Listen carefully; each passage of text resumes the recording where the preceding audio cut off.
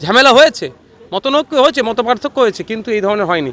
যেই শওকত সাহেব ভাঙড়ে দায়িত্ব নিল, ভাঙড়ে খুন খারাপি, বোম, গুলি, পিস্তলের রমরমা বেড়ে গেল। দিন না সাফে দংশে ওজা হয়ে ঝাড়ে। এতদিন বলছিল উন্নয়ন করতে পারেনি, আর যেই কাজ হচ্ছে সেইগুলো করতে দেবে না। এক নম্বর প্রদর্শক, এই মুহূর্তে যা গুরুত্বপূর্ণ খবর দিকে চোখ রাখবো। আপনারা জানেন সামনে 26শে বিধানসভা ভোট আগিয়ে আসছে। তার আগে একাধিকবার শওকত মোল্লাকে বলতে দেখা গিয়েছে ভাঙড়ে উন্নয়ন করতে পারছে না নওশাদ সিদ্দিকী সাহেব। এবং যখনই জাউলগাঁও পিরানগঞ্জ অঞ্চলে যখনই নওশাদ সিদ্দিকীর কর্মী নেতারা তারা গিয়ে বা উন্নয়নের জন্য লাইট পোস্ট বসাতে যায় এবং শওকত ঘনিষ্ঠ আহসান গিয়ে সেই এলাকাতে হামলা চালায় বলে অভিযোগ ওঠে এবং সেই এলাকাতে গিয়ে একেবারে লাইট বসাতে বাধা দেয়, সেই ভিডিও ফুটেজ কিন্তু ভাইরাল হয়। এমনটাই কিন্তু বার্তা দিতে গেল ভাঙড় বিধানসভার বিধায়ক পীরজাদা নওশাদ সিদ্দিকী সাহেবের। তাহলে কি শাসক দলের নেতারা তাহলে কি এই যে বারংবার বলছে আইএসএফরা উন্নয়ন করতে পারছে না, এই কি ধমকে চমকে ভাঙড়ের উন্নয়নটাকে বানচাল করার চেষ্টা বা ভাঙড়ের মানুষের উন্নয়ন থেকে বঞ্চিত করার চেষ্টা কি জানাচ্ছেন ভাঙড় বিধানসভার বিধায়ক পীরজাদা নওশাদ সিদ্দিকী সাহেব এই মুহূর্তে জাউলগাছি অঞ্চল থেকে দাঁড়িয়ে। ভাঙড়ে যেমনই শওকত মোল্লা এসে বলছে আইএসএফরা উন্নয়ন করতে পারছে না এবং পিরানগঞ্জ অঞ্চলে একাধিক এলাকাতে লাইট বসাতে গেলে এবং মারধর করছে, সেই লাইট একেবারে সে পোস্টার তুলে ফেলে দিয়েছে। কি বলবেন? উন্নয়ন বলছে। দেখুন, ব্যাপারটা হচ্ছে এদেরকে আমি পাত্তা দিই না, সাফে দংশে ওজা হয়ে ঝাড়ে। এতদিন বলছিল উন্নয়ন করতে পারেনি, আর যেই কাজ হচ্ছে সেইগুলো করতে দেবে না। এক নম্বর কথা। শওকত ঘনিষ্ঠ আহসান দ্বিতীয়বার আপনাকে বলি, ভাঙড়ে যদি একটা ইট গাঁথে, একটা ইট সরকারের, সেটাও জানবে নওশাদ সিদ্দিকীর অবদান। চ্যালেঞ্জ করে বলছি। 100 কোটি টাকার কাজের গল্প শুনিয়েছে, যেটা 1 কোটি টাকা কাজ হলো নওশাদ সিদ্দিকীর অবদান, ভাঙড়ের বিধায়কের অবদান। কারণ যা করবে, একটা ইট গাঁথলেও সেটা ভাঙড়ের উন্নয়নের জন্য। আমি বিধানসভায় বলেছি, আমি বিরোধী দলের বিধায়ক, আমার কাজ হচ্ছে সরকারকে প্রস্তাব দেওয়া। আমার ভাঙড়ে এই লাগবে। কেমন প্রস্তাব দিয়েছিলাম? ভাঙড়ে একটা স্পোর্টস কমপ্লেক্স করা, ভাঙড়ে 5টা লাইব্রেরি আছে, লাইব্রেরিয়ান দেওয়ার কথা। আগামী দিনে স্পোর্টস লাইব্রেরিয়ান আসবে। ডিমান্ডটা কার? নওশাদ সিদ্দিকীর। হ্যাঁ, ফিতাটা হয়তো শওকত সাহেব কাটছেন। এই যে 1 নম্বর ব্লক থেকে 2 নম্বর ব্লকে যাওয়ার যে ব্রিজটা তৈরি হচ্ছে, আমার বলা তো বিধানসভার মধ্যে ফিতে নালে শওকত সাহেব কেটেছে, দাবি তো আমি করেছি। তিনি তো দাবি করছেন যে নওশাদ সিদ্দিকী কিছু করছে না, সব তো আমাদের পক্ষ থেকে। ওই জন্য তো আমি সরকারে আছি, আমি করবো কেন? আমি সরকারে থাকলে এটা বলতে পারতেন আপনি আমাকে কোশ্চেন। উনি যদি উদ্ভ্রান্তুর মতো কথা বলে, মানে উদ্ভ্রান্ত কথা বলে, ফালতু কথা বলে, সেটা আপনি তো বললে হয় না। সরকারের কাজ হচ্ছে বিরোধীরা সরকারকে আয়না দেখিয়ে দেওয়া যে এই এই জায়গায় এইটা, সরকার সেটাকে নিয়ে করা, এটা হচ্ছে কাজ। ভাঙড়ে দিনের পর দিন থানা উদ্বোধন হচ্ছে, তারপরে একাধিক এলাকা থেকে বোমা উদ্বোধন হচ্ছে, অভিযোগ উঠছে আইএসএফ এর উপরে। কি বার্তা দেবেন? আইএসএফ এর নামে তো অভিযোগ ছাড়া কিছু করবে। 2021-এ আমার মনে আছে এখনো, লাইভ দিয়ে গিয়ে রান্না চালার চালের বস্তা থেকে বোম বার করছে। আচ্ছা, কেউ বোকা আছে রান্না চালার তার চালের বস্তার মধ্যে বোম রাখবে? চালতাবিরি একটা হাইমা আসা নির্বাচনে তৃণমূল হেরে যাবে ভয়ে, এলাকা অস্থিরতা তৈরি করার জন্য আমাদের কর্মী রান্না চালার চুলের মধ্যে বোম রেখে দিয়েছিল। আমাদের কর্মীর মা না ভাবি রান্না করতে গিয়ে ফেটে আমার ক্ষতিগ্রস্ত হয়েছিল।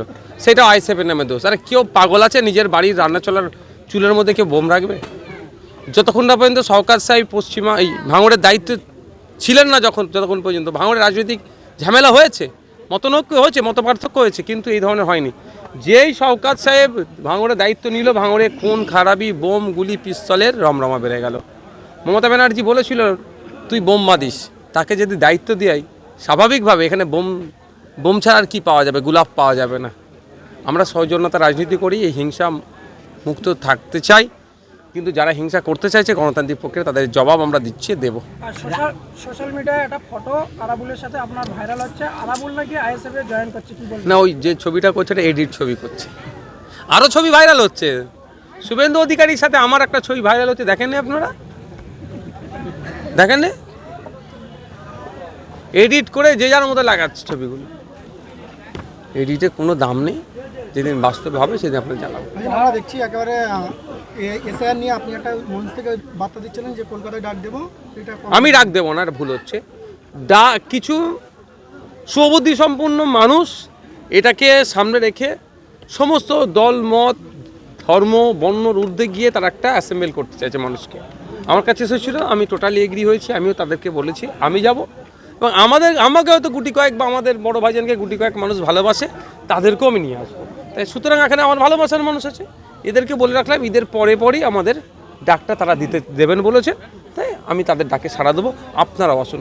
আজকে যারা অ্যাডজুডিকেশনের বাইরে আছেন ভাবছেন তারা খুব শান্তিতে আছেন, কিন্তু আজকে যারা অ্যাডজুডিকেশনে আছে তার 80% কিন্তু ম্যাপড, 90% ম্যাপ, অর্থাৎ তার নিজের 2002 ভোটার লিস্টে নাম আছে এসআইআর লিস্টে, নাহলে তার পিতা মাতা দাদু দাদির অ্যাজবার যখন অ্যানাউন্সমেন্ট ছিল এর গণেশ কুমারজির তার অনুযায়ী, তারপরে তাকে রাখা হচ্ছে। তাহলে আজকে যদি কেউ আমি ভাবেন যে আমি অ্যাডজুডিকেশনে নাম আসেনি, আমার ফাইনাল লিস্টে নাম চলে এসে আমি বেঁচে গেলাম, এটা ভুল হচ্ছে।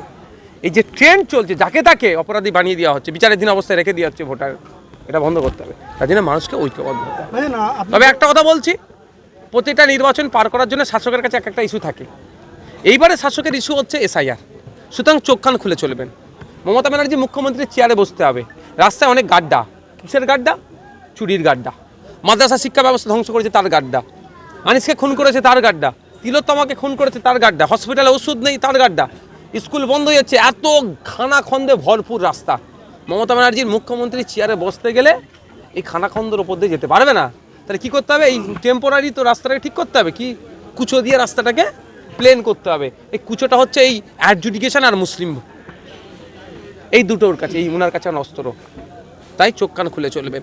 বলবে কি এইটা ইস্যু হবে 2026 ভোটের ইস্যু, যে আমরা সব সমাধান করে দেবো, আমাদের ক্ষমতায় নিয়ে আসো। আরে এখন ক্ষমতায় কি আছে পশ্চিমবাংলায়? মমতা ব্যানার্জির সরকার, তৃণমূল। তাহলে ক্ষমতায় থাকার পরেই অন্যায় হচ্ছে কেন? ক্ষমতায় থাকার পরেও আপনার কি বলে দুর্গাপুরে গরু ব্যবসায়ীদের উপরে প্রাণঘাতী হামলা চালাবে? ক্ষমতায় থাকার পরেও আনিসকে খুন করলে বিচার হলো না? ক্ষমতায় থাকার পরেও তিলোত্তমাকে যারা খুন করে ধর্ষণ করালো তাদের বিচার হলো না? তামান্না খুন হয়ে গেল ক্ষমতায় থাকার পরেও তো। তা সুতরাং আমার নতুন করে ক্ষমতা পেয়ে কি ডবল ক্ষমতা নিয়ে আসবে? সজাগ থাকতে হবে। 2021 সালে নির্বাচনের বৈতরণী পার করেছিল সিএ এনআরসির ভয় দেখিয়ে। এখন এইবারে নির্বাচনের বৈতরণী বিজেপি তৃণমূল মিলে নির্বাচন কমিশনকে সামনে রেখে এসআইআরকে দিয়ে পার করাতে চাইবে। আমরা নাগরিক, আর্টিকেল 326 আমাদের ভোটার অধিকার দিয়েছে, 18 বছর ঊর্ধ্বে ভারতীয়, সেটাকে আমরা এক্সারসাইজ করবো। আমরা দেখলাম যে আপনি বলছিলেন যে রাজ্য সরকারের পক্ষ থেকে এসআইআর নিয়ে মামলা হয়নি। এখানে কিন্তু শওকত মোল্লা বারবার বলছেন আমার দিদি এবং লড়ছে সুপ্রিম কোর্টে গিয়ে। শুনেন, আমি বলছি 68,938/2025 আমার মামলা নাম্বার। নিশ্চিতভাবে দিদি মুখ্যমন্ত্রীর মামলা নাম্বার, মমতা ব্যানার্জির নাম্বার হচ্ছে 2025-এ দেখাতে পারবেন, আমি চ্যালেঞ্জ করছি। আমি নওশাদ সিদ্দিকী মামলা করা, নওশাদ সিদ্দিকী একজন ব্যক্তির, মমতা ব্যানার্জি মামলা করা, মমতা ব্যানার্জি একজন ব্যক্তি। কিন্তু state of West Bengal, Paschimbangla সরকার মামলা করা মানে 10.5 কোটি মানুষ মামলা করছে, বা 7 কোটি প্লাস ভোটার মামলা করছে, কিন্তু এটা করছে না। সব করবে আসল জায়গায়, মানে সারা তরকারি সব ভালো রান্ধো, যদি লবণটা না হয়ে যায় টেস্টটা কি আর পাওয়া যাবে? তো এটা সব করবে। এত আপনারা আজকে ইফতারির ব্যবস্থা করেছিলেন, খেজুরটা আমরা সুন্নত জানি, খেজুর দিয়ে ইফতার করে, না থাকলে অন্য জিনিস খায় অনেকে, যদি খেজুরটা না থাকতো বোঝানোর জন্য বোঝাটা কুসকুস মন হতো না।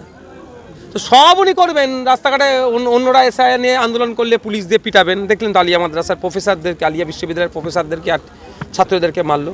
উনি বলছেন এসআইআরের বিরুদ্ধে, আবার এসআইআরের বিরুদ্ধে যদি কেউ আন্দোলন করে তার নামে মিথ্যা মামলা, কেস ফেস, তার মারধর করছে। মানে বুঝতে পারছেন, তৃণমূল বিজেপি মিলে এবার বাইনারি সেট করছে, বিজেপি তৃণমূলের বাইনারি তৈরি করাচ্ছে। বিজেপি বলবে শুভেন্দু অধিকারী 90% বাদ দিয়ে দেবো, মমতা ব্যানার্জি বলবে আমি রেখে দেবো। এই করতে করতে ভোট এসে যাবে, একটা তো ঝুলবে, কিছু একটা জায়গায় দাঁড়াবে, ইস্পার তো কিছু একটা হবে। কিন্তু আমরা কি বলছি, আগে সমাধান পরে নির্বাচন। কিন্তু মমতা ব্যানার্জি এটা বলছে না কেন? সত্যিকারের অর্থে মমতা ব্যানার্জি যদি ভোটারদের পাশে থাকেন, তাহলে ওনার প্রথম কাজ কী হবে? আগে সমাধান পরে নির্বাচন, এইটা ওনার আওয়াজ তোলা। এবং এই আওয়াজটা যদি মমতা ব্যানার্জি তোলে, কেউ মমতা ব্যানার্জির পাশে থাকুক আর নাই থাকুক, নওশাদ সিদ্দিকী মমতা ব্যানার্জির পাশে থাকবে। কারণ ভোটারদের স্বার্থই হচ্ছে আইএসএফের বড় স্বার্থ।